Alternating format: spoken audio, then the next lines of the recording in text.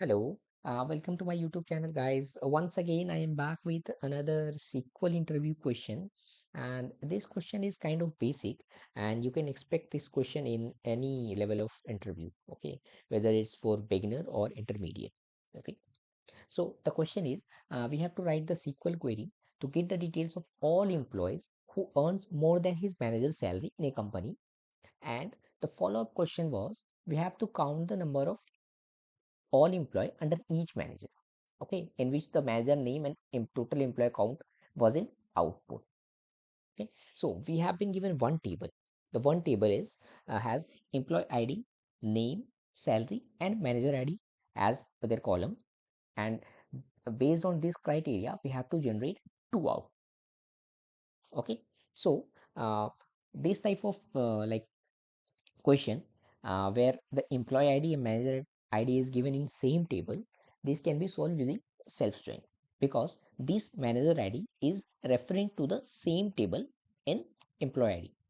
If we can take the example of these two employee, let's say Sharma and Patel, the manager ID of both of these employees is 4, which is if we refer the manager ID to the same table, which is Verma. Okay, so Verma is the manager of both employees. Okay, and who earns more than his manager's salary, like the employee who earns more than his manager's salary, the employee is Sharma and Patel. The Patel is earning 7k salary and Verma is earning 6k salary, so Patel is earning more than his manager's salary, so that's why Patel is in our output. Okay, so in this way we can just see what we will follow to solve this question. Okay, so I have just created this table for you. So in this I have just to sorted this in a descending order. Okay, the just to take example of some of the employees. So what we can assume we have been given two table. One is employee table and the other is manager table, because we are using the self join. Self join is that which is join the two table, like the table is kind of same here. Okay, so it's just for demonstrating purpose. Okay, now we can check the employee under manager id 6, which is 4 and 8. If we check the manager id of both of these employee, which is 6, 6 is this Gupta. Because we are using a condition even dot manager id, that is the employee table, the manager id of this employee table is referring to the employee id of manager table. Okay, so in this way we will get output like this, in which the output from employee table will be generated, this output will be generated from this employee. Okay, and this output will be generated from this employee, because the manager id 6 is Gupta, and both of this employee has the same manager, so the Gupta is there in both the employee. Okay, and uh, and again it will just use the condition, where condition. Okay, so I have written another example in which the manager id is 4. Okay, the employee under manager id 4, which is 6, 2 and 3. If we check the data, the manager of both of the manager of these three employees is Verma 4, which is referring to this table, is earning 6k salary.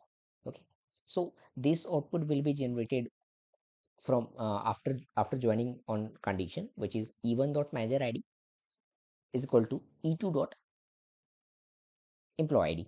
Okay, now uh, after after joining the condition, it will check the it will check the where condition, because in the SQL query of execution order, where condition for comes after the join condition. Okay, once the data will be generated, and then it will use this condition and the output will be generated like this. Okay, and the second in the second question, what we will do, we will just use the grouping condition and we will count the number of employee. Okay, so let's go to the SQL Server. I have already created the script. I will provide this in description so that you all can follow along. What we will do, we will, as of now, you will use the inner join condition, and we are referring to the same table. So I am just giving it two alias, E1 and E2. On E1 dot manager ID is equal to E2 dot employee ID.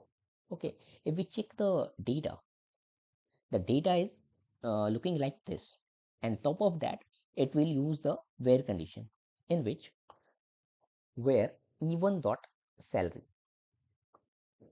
is greater than E2 dot salary, because the data of employee 1 is of employee, and the data of employee E2 table is of manager, because we are checking all those employees who earns more than his manager salary. That's why E1 dot salary is greater than E2 dot salary.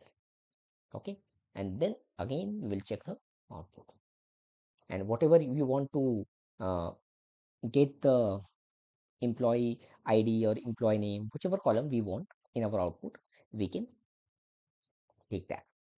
I'm just giving it as alias E1 dot salary, E1 dot salary as employee salary, and again we will use this copy, and we will just rename it E2, E2, and then E2. This will be our manager salary, MGR salary. This will be our manager name, and this will be our manager ID. Okay, and this is just the employee ID. Okay, employee ID, and now we will check the output. So the output is same that of Excel. Patel Gupta Singh Roy, Patel Gupta Singh Roy. Okay, now we will go to the second condition, second question. Sorry, we will just copy the query, and we will use the group by e dot e2 dot employee name. Okay, and we will just remove this where condition, and we'll count the data of this count of e1 dot employee id as total emp count. And now we will remove this data and also this data. Okay, we will just check the data. So let's just we will cut and paste after the manager name, so it will show like this. Okay, the Verma is the manager, and he has 3 employees under him. Okay, as you can see, Verma has, which is 4, the ID of 4. 4 has 3 employees, which is Sharma, Patel, and Gupta. So this is same. So we will check the input. What was the input? The input was this. This was our first output, and this was our second output. Okay, I hope you have understood this question. If not, then do let me know in the comments. Okay, thank you.